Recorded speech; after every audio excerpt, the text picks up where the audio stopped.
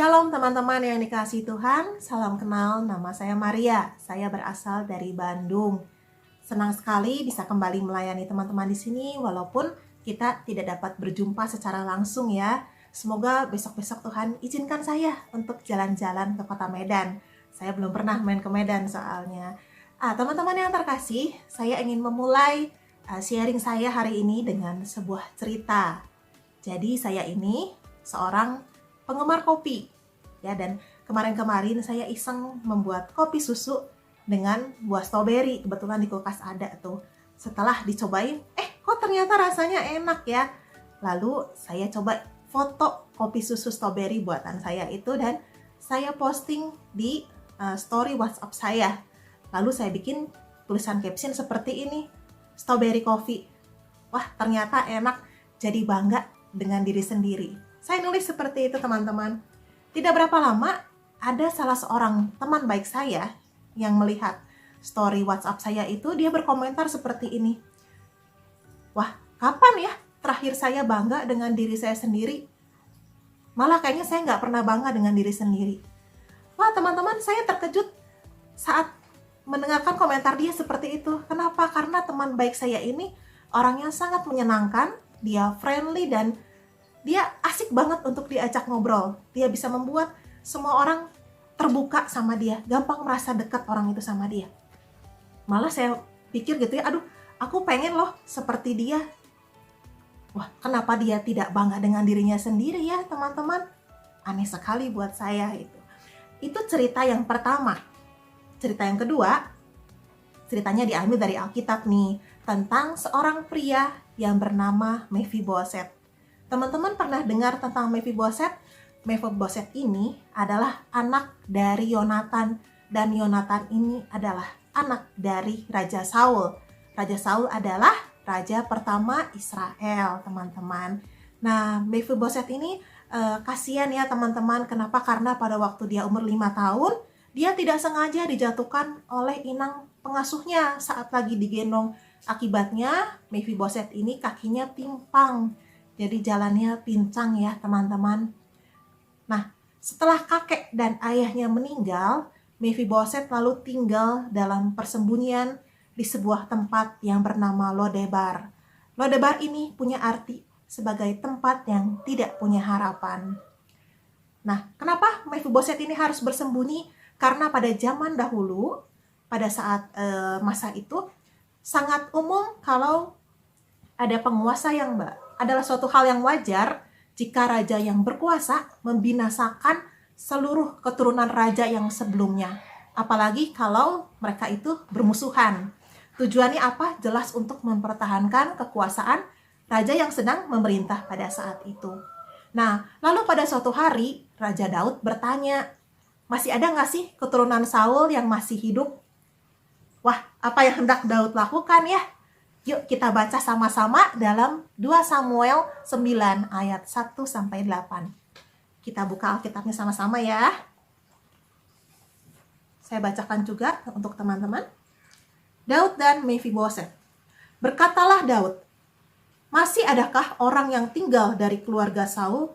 Maka aku akan menunjukkan kasihku kepadanya oleh karena Yonatan. Adapun keluarga Saul mempunyai seorang hamba yang bernama Ziba. Ia dipanggil menghadap Daud, lalu raja bertanya kepadanya, "Engkaukah Ziba?" Jawabnya, "Hamba tuanku." Kemudian berkatalah raja, "Tidak adakah lagi orang yang tinggal dari keluarga Saul? Aku hendak menunjukkan kepadanya kasih yang dari Allah." Lalu berkatalah Ziba kepada raja, "Masih ada seorang anak laki-laki Yonatan yang cacat kakinya." Tanya raja kepadanya, "Di manakah ia?" Jawab Ziba kepada raja, "Dia ada di rumah Makhir bin Amil di Lodebar." Sesudah itu, Raja Daud menyuruh mengambil dia dari rumah Makhir bin Amil dari Lodebar. Dan Mephiboset bin Yonatan bin Saul masuk menghadap Daud. Ia sujud dan menyembah. Kata Daud, "Mephiboset?" Jawabnya, "Inilah hamba tuanku." Kemudian berkatalah Daud kepadanya, "Janganlah takut, sebab aku pasti akan menunjukkan kasihku kepadamu oleh karena Yonatan ayahmu. aku akan mengembalikan kepadamu segala ladang Saul, nenekmu, dan engkau akan tetap makan sehidangan dengan aku. Lalu sujudlah Mefiboset dan berkata, apakah hambamu ini, sehingga engkau menghiraukan anjing mati seperti aku? Teman-teman, Mefiboset menyebut dirinya sebagai anjing mati. Istilah anjing mati ini menggambarkan binatang najis yang tidak berharga. Bayangkan teman-teman, seorang cucu dari raja pertama Israel menyamakan diri sebagai sesuatu yang sangat hina. Ya, kasihan sekali ya, bukan hanya karena kakinya yang cacat, tapi juga karena kekuasaan dari kakeknya yang sudah berlalu. Ya, dia juga udah nggak punya apa-apa. Jadi dia merasa dirinya itu rendah, bukan apa-apa lagi. Ya, nggak ada artinya. Makanya dia menyamakan dirinya sebagai anjing mati. Nah, tapi teman-teman tadi kita sudah baca bersama-sama, ternyata Daud bukan mau membunuh Mefiboset ya, bukan mau membinasakan Mefiboset, tapi Daud mau mengangkat kembali kehormatan Mefiboset ya, teman-teman. Bahkan Daud mengizinkan Mefiboset untuk makan sehidangan dengan raja, dan Mefiboset juga boleh tinggal kembali di istana raja. Luar biasa sekali ya kebaikan hati Daud ya, teman-teman. Nah, teman-teman yang dikasihi Tuhan, seringkali kita juga sering merasa seperti Mefiboset. Ya, kita merasa diri kita ini nggak berharga, nggak ada artinya. Entah itu mungkin karena kesulitan-kesulitan yang kita hadapi di dalam kehidupan, entah sulit ekonomi, entah kondisi keluarga yang tidak baik. Mungkin kita juga merasa, kok aku tidak sepandai yang lain ya. Atau mungkin akibat perlakuan orang-orang di sekitar kita ya, perlakuan negatif dari orang-orang di sekitar kita. Kita jadi merasa diri kita rendah. Ya, boro-boro mau merasa bangga dengan diri sendiri.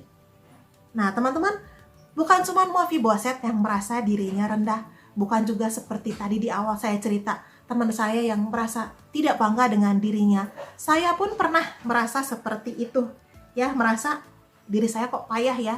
Saya merasa, aduh kok rendah diri ya, kok kayaknya saya nggak sehebat orang lain.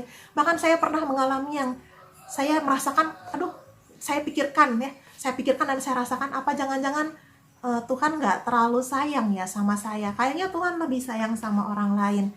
Itu kayaknya mungkin aku di mata Tuhan memang benar-benar hanya butiran debu gitu mungkin ya. Saya merasa seperti itu ya, berpikir seperti itu, dan itu adalah suatu pikiran dan juga suatu perasaan yang tentunya salah. Itu keliru. Kenapa? Karena kita semua berharga di mata Tuhan, dan Tuhan mengasihi kita apa adanya diri kita. Kalau teman-teman tidak percaya, masa sih kita berharga di mata Tuhan? Yuk, di Alkitab sudah tertulis, kita baca sama-sama ya dari Ulangan 32 ayat 10. Ulangan 32 ayat 10. Didapatinya dia di suatu negeri, di padang gurun, di tengah-tengah ketandusan dan auman padang belantara. Dikelilinginya dia dan diawasinya, dijaganya sebagai biji matanya. Dari ayat itu kita bisa lihat ya, walaupun mungkin kita lagi merasa hidup kita seperti di padang gurun. Padang gurun kan gersang ya teman-teman, gersang, gak ada kehidupan, panas, terik, gak nyaman pasti tinggal di sana. Tetapi ayat ini dengan jelas berkata bahwa kita dijaga seperti biji mata Tuhan sendiri. Biji mata ya teman-teman, kalau teman-teman kelilipan debu yang kecil aja rasanya gak enak ya. Bayangkan Tuhan menjaga kita sama seperti menjaga biji matanya. Luar biasa ya Tuhan kita. Dan ayat satu lagi ada dari Matius 10 ayat 30 sampai 31. Kita buka sama-sama ya. Matius 10 ayat 30 dan 31. Dan kamu, rambut kepalamu pun terhitung semuanya. Sebab itu janganlah kamu takut, karena kamu lebih berharga daripada banyak burung pipit. Ya teman-teman, ada berapa jumlah rambut kita? Nggak ketahuan ya, yang pastinya beratusan ribu ya. Saya nggak pernah ngitung, dan kalau ada satu dua lembar yang rontok aja, ya udahlah, tiap nyisir juga pasti ada yang berguguran ya. Nggak pernah terlalu saya pedulikan berapa jumlah yang rontok. Tetapi dikatakan di ayat ini dengan jelas bahwa Tuhan menghitung seluruh rambut di kepala kita. Luar biasa ya, begitu pedulinya Dia sama kita. Sampai untuk hal yang menurut kita remeh ya, satu dua lembar rambut pun tetap Tuhan perhitungkan. Jadi saat ini saya mau ajak teman-teman semua untuk yuk kita bilang sama-sama dengan penuh keyakinan, dengan penuh iman, Tuhan mengasihi aku berharga di mata Tuhan. Ya, kita ucapkan sama-sama ya. 1, 2, 3. Tuhan mengasihi aku berharga di mata Tuhan. Nah, mungkin ada di antara teman-teman yang merasa ragu lalu bertanya, Kak Maria, apa buktinya kalau aku berharga di mata Tuhan? Kalau aku berharga di mata Tuhan, kenapa kehidupan aku kacau? Kenapa aku harus menghadapi ekonomi sulit? Kenapa aku mesti mengalami penderitaan? Kenapa aku mesti menghadapi berbagai masalah? Ya. Kenapa banyak kesusahan yang terjadi? Teman-teman yang dikasihi Tuhan, ingatlah bahwa tidak ada satupun orang di dunia ini yang tidak pernah mengalami kesusahan di dalam hidupnya. Ya, bisa jadi kesusahan atau penderitaan itu terjadi karena kesalahan kita sendiri, karena kita salah memilih jalan, atau bisa juga kesusahan atau penderitaan itu Tuhan izinkan terjadi karena Tuhan sedang menguji iman kita, karena Tuhan rindu kita menjadi anak-anaknya yang punya level iman yang lebih tinggi, ya, lebih dekat lagi sama Dia. Itu ada ayatnya ya teman-teman. Yuk kita baca sama-sama ayatnya dari 1 Tesalonika 3 ayat 3. 1 Tesalonika 3 ayat 3. Supaya jangan ada orang yang goyang imannya karena kesusahan-kesusahan ini. Kamu sendiri tahu bahwa kita ditentukan untuk itu. Dan satu lagi kita baca sama-sama di 1 Petrus 4 ayat 19. Kita buka Alkitabnya ya. 1 Petrus 4, 19. Karena itu, baiklah juga mereka yang harus menderita karena kehendak Allah, menyerahkan jiwanya dengan selalu berbuat baik kepada Pencipta yang setia. Ya, teman-teman, dari dua ayat itu tergambar ya teman-teman bahwa kalaupun ada kesusahan yang terjadi atas izin Tuhan, itu semua adalah untuk kebaikan diri kita sendiri ya teman-teman. Itu untuk menguji iman kita, dan semoga kita bisa menghadapi suatu kesusahan yang kita alami. Jadi apa nih buktinya kalau kita berharga di mata Tuhan? Nah, jadi teman-teman, kalaupun kita mengalami kesusahan, kalaupun kita mengalami penderitaan di dalam hidup kita, tidak berarti bahwa Tuhan tidak peduli sama kita ya teman-teman. Dan percayalah, tidak ada satupun kesusahan, tidak ada satupun penderitaan yang tidak akan ada ujungnya ya. Pasti badai pasti berlalu, itu benar ya teman-teman. Kalau mengalami kesusahan, kalau mengalami penderitaan, tetap teguhkan imanmu ya. Oke, jadi apa dong buktinya bahwa kita berharga di mata Tuhan selain dari ayat yang tadi ya? Yang pertama teman-teman, kita diciptakan sebagai makhluk yang paling mulia. Kita diperlengkapi dengan akal budi. Bahkan dalam Alkitab dikatakan secara jelas bahwa kita diciptakan segambar dan serupa dengan Allah. Kita baca sama-sama ayatnya ya. Ada di Kejadian 1 ayat 26. Kita buka ya. Kejadian 1 ayat 26. Berfirmanlah Allah, baiklah kita menjadikan manusia menurut gambar dan rupa kita, supaya mereka berkuasa atas ikan-ikan di laut, dan burung-burung di udara, dan atas ternak, dan atas seluruh bumi, dan atas segala binatang melata yang merayap di bumi. Ya, itu buktinya. Bukti pertama teman-teman, kita berharga ya, kita lebih berharga daripada makhluk-makhluk hidup lainnya yang diciptakan Tuhan ya.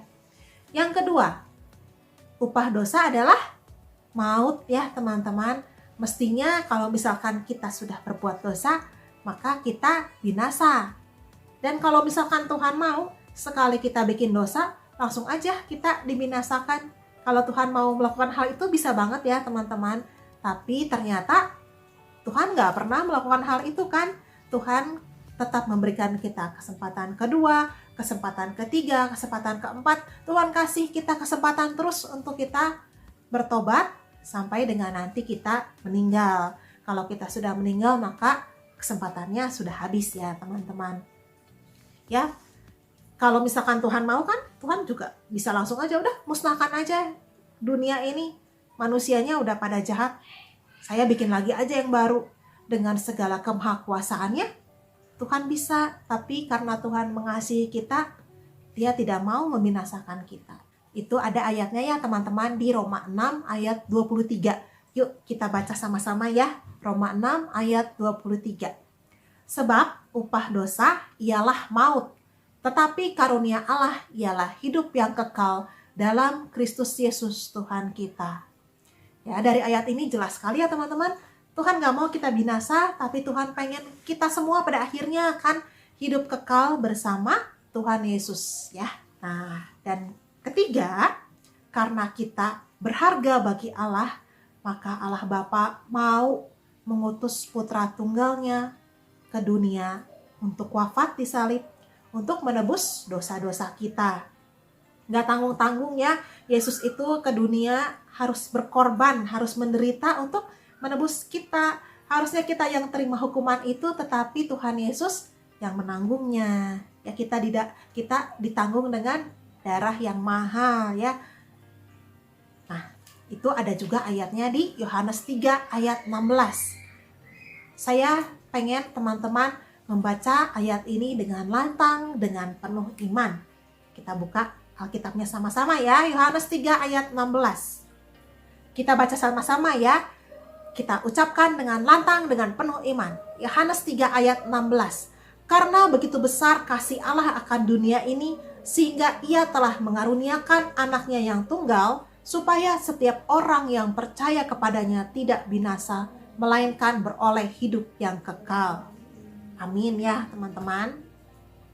Dan ada satu lagi nih ayatnya ya. Kita buka di 1 Korintus 15 ayat 3 sampai 4.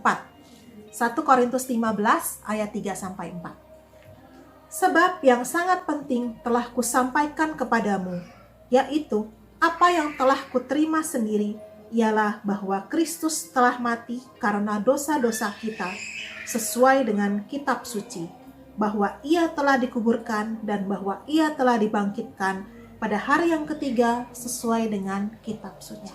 Itu buktinya ya teman-teman, bahwa kita berharga di mata Tuhan.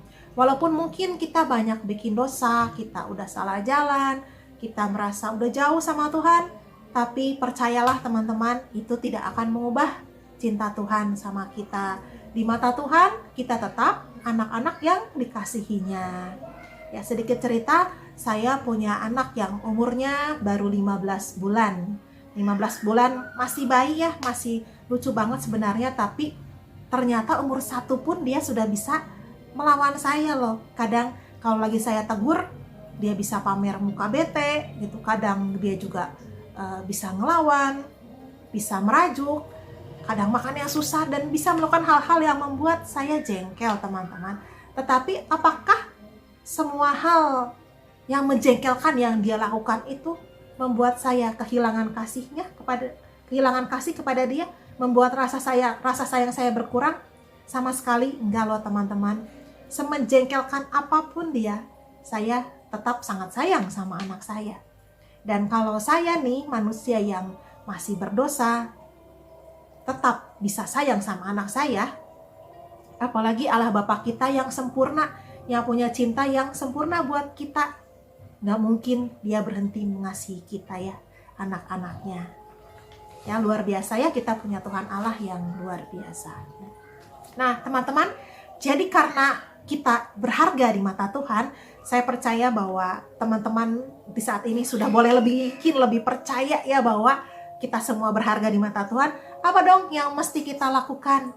Ada beberapa hal ya teman-teman yang bisa kita lakukan. Yang pertama, yuk kita bersyukur untuk anugerah kehidupan yang Tuhan percayakan kepada kita. Tuhan tuh bisa loh mencabut nafas kehidupan kita kapanpun Dia mau ya. Kalau hari ini kita masih bernafas, itu adalah anugerah Tuhan.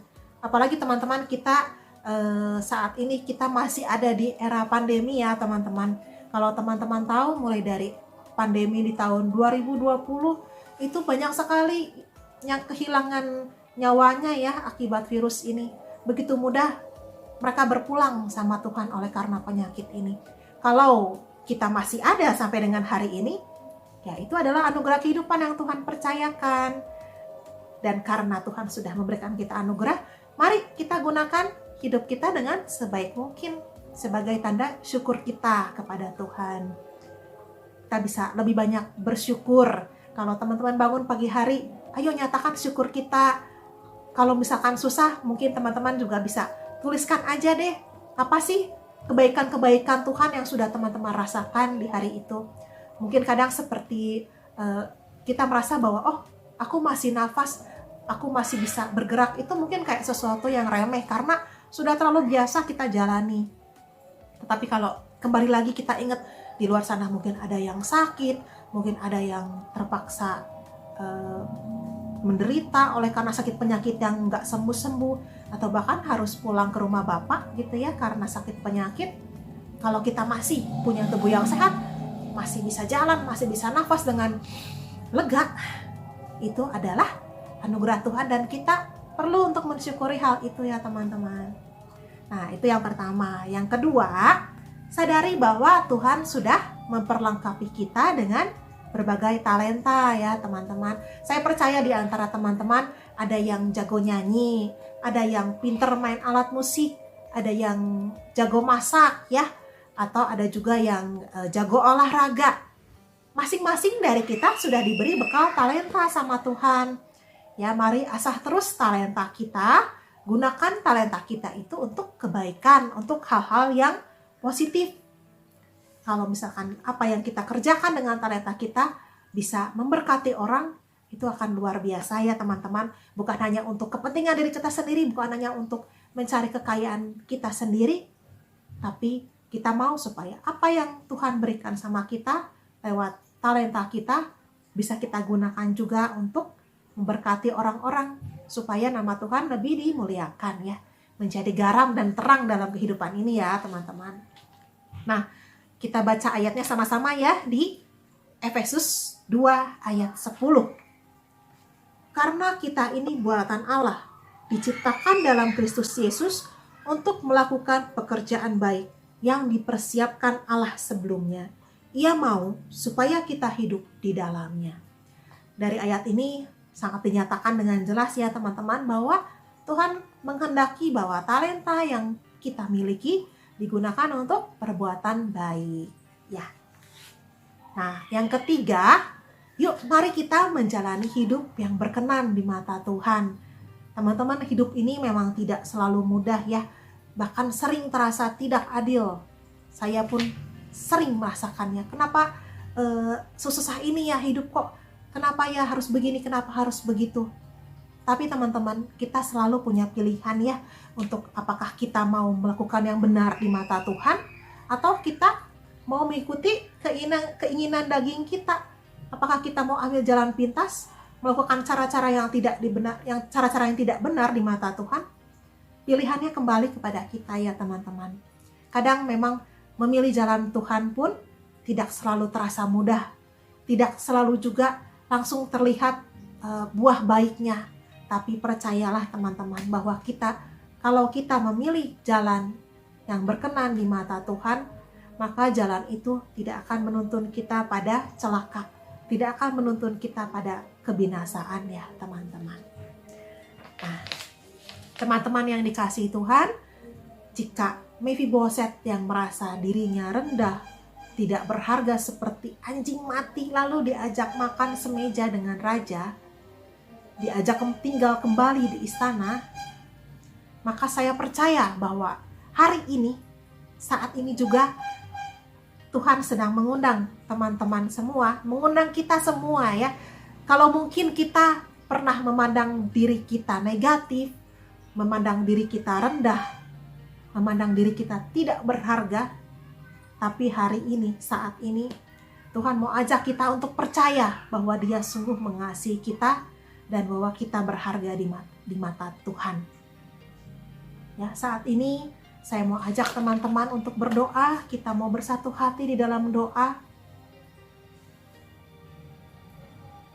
Dalam nama Bapa dan Putra dan Roh Kudus. Amin. Ya Tuhan Allah Bapa kami yang bertahta dalam kerajaan surga, Bapa kami mengucap syukur kalau pada hari ini kami boleh mendengarkan firman-Mu Bapa, dan sungguh kami percaya bahwa setiap firman yang dibagikan pada hari ini tidak akan ada yang kembali kepadamu dengan sia-sia, tetapi setiap benih firman itu boleh jatuh ke bagian hati kami yang paling dalam dan boleh berbuah hingga puluhan kali lipat. Bapa, Engkau yang paling mengenal anak-anak-Mu, Engkau juga yang paling mengerti setiap apa yang sudah terjadi di dalam kehidupan dari anak-anak-Mu di Tanjung Gusta ini. Mungkin dalam perjalanan hidup mereka tidak selalu mudah, mungkin mereka banyak mengalami kesulitan, banyak mengalami penderitaan Bapa, dan mungkin mereka juga sempat memilih jalan-jalan yang salah Bapa. Tapi pada hari ini, biar kiranya dengan kasih-Mu yang luar biasa, Engkau yang menjamah hati setiap mereka, Engkau yang ingatkan setiap mereka bahwa apapun yang sudah mereka lakukan, Engkau tetap mengasihi mereka, Engkau tetap mencintai mereka, dan mereka semua, kami semua tetap berharga di mata Engkau. Bapa, hamba-Mu berdoa bagi setiap anak-anak-Mu di Tanjung Gusta ini, biar kiranya Allah Roh Kudus senantiasa menyertai mereka, menjadi penolong bagi mereka di dalam setiap langkah kehidupan mereka. Apapun yang akan mereka kerjakan, biar mereka dengar bimbingan Roh-Mu. Apapun yang mereka lakukan, biar boleh berkenan di mata Engkau. Dan semoga dengan talenta yang sudah Engkau berikan kepada mereka, mereka juga menggunakannya untuk kemuliaan nama-Mu, untuk perbuatan-perbuatan baik, untuk memberkati orang-orang yang mereka jumpai. Bapa, hamba-Mu sudah selesai berbicara, tetapi hamba percaya bahwa Roh-Mu tidak pernah berhenti bekerja di dalam kehidupan kami. Biar kiranya Engkau yang terus bekerja di dalam diri anak-anak-Mu ini, Engkau yang berkati kehidupan mereka, Engkau yang berikan juga mereka damai sejahtera dan sukacita di dalam kehidupannya, Engkau yang tuntun langkah mereka, agar apa yang mereka lakukan juga boleh berhasil dan beruntung di dalam nama-Mu. Terima kasih Bapa, terima kasih Yesus, terima kasih Allah Roh Kudus. Segala kemuliaan hanya bagi satu nama, Tuhan Yesus Kristus, Allah yang hidup dan bertahta sepanjang masa. Amin. Kemuliaan kepada Bapa dan Putra dan Roh Kudus, seperti pada permulaan, sekarang, selalu, dan sepanjang segala masa. Amin. Dalam nama Bapa dan Putra dan Roh Kudus. Amin. Ya, sekian teman-teman. Sampai jumpa lagi. Salam sehat untuk kita semua. Tuhan Yesus memberkati. Bye.